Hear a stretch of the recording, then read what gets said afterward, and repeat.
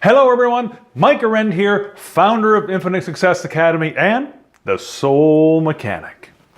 Now, I was doing some reading the other day and came across something that I found very, very interesting. In the book I was reading, they were discussing the relationship between how we perceive things around us and how it affects our thoughts. Now, being a huge proponent of thoughts become things, as you know, I decided to come up with what I hope is a simplified version of what they were trying to say. So, here goes. Stand in front of the mirror. Go ahead, stand in front of the mirror. What do you see? You see your reflection, don't you? Of course you do. And it looks like it's all one piece, one entity. But have you ever wondered what is going on inside you and how it affects your life? Now, as you look at yourself, notice that your exterior is covered by a membrane, which is your skin. Now, inside your skin are various systems: chemical, electrical, circulatory, oxygenation, digestion, excretion, just to name a few. And inside you are over 50 trillion cells that also have these exact same systems. Indeed, you are just one big cell surrounding 50 trillion other cells. But what we're really after here lies beneath all of that, all the molecules and particles that are spinning and bouncing around inside you. As you see yourself in the mirror, you see yourself as whole and complete, one whole thing, just like you're looking at me right now. Yet even in the time it takes to think that thought, there is a whole lot going on inside you that you can't see. There's an incredible movement at incredible speeds of all the particles that have combined to make you. They are busily making you who and what you are. As you look at yourself, you don't see this process, even if you're conceptually aware of it as you are now. To you, it's all happening right now. You are becoming you. You are you, right here, right now. But if you were one of those molecules that make up you, moving about at insane speeds, first here and then there and bouncing around all over the place, and if some voice outside of you said, "It's all happening at the same time," you would call that voice a liar.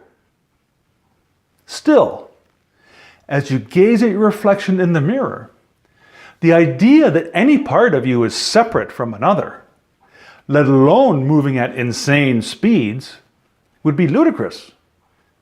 From this distance, as you look at me now, you can see what can't be seen at the molecular level, that all is one, and all that movement hasn't moved anything. Thus, we can see that although there is intense movement inside us from one perspective, from the other, there's nothing moving at all. This allows us to see that we truly embody the paradox of perspective, because each of us has their very own perspective on everything. So why does this even matter? Because this is one of the great secrets of the universe. Your perspective creates your thoughts, and your thoughts create everything else. Period. See, the perspective you have from your point of view causes you to have certain thoughts. And these thoughts create the way you feel, which creates the way you act, which ultimately creates the result you get with your life. So if we desire to change our life, from all of this, we can clearly see that we need to change our perspectives on things. But how do we do that? We do it by pausing and allowing our perspectives or points of view to enter our thought process.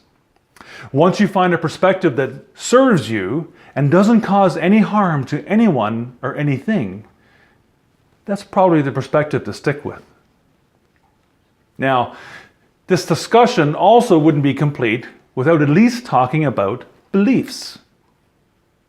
Beliefs come into play somewhere between perspective and thought, somewhere in the middle there.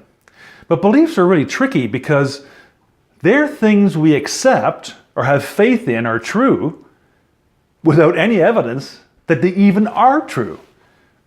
So beliefs can really mess up that perspective thought continuum because we adopt others' beliefs as well. And then we lose our own perspective, and these leads to living a life defined by the rest of the world, not by us. And this is where most of us spend our time. But by dealing only with your own raw perspectives and bypassing our beliefs or preconceived notions about someone or something, we can start to just bulldoze that pile of limiting beliefs right out of the way, allowing us a clear path from perception to thought. Change your perception, change your thought, change your life. You've been listening to The Soul Mechanic, and it's been my absolute pleasure to serve you. Sending you love, happiness, and abundance, now and always. Bye for now.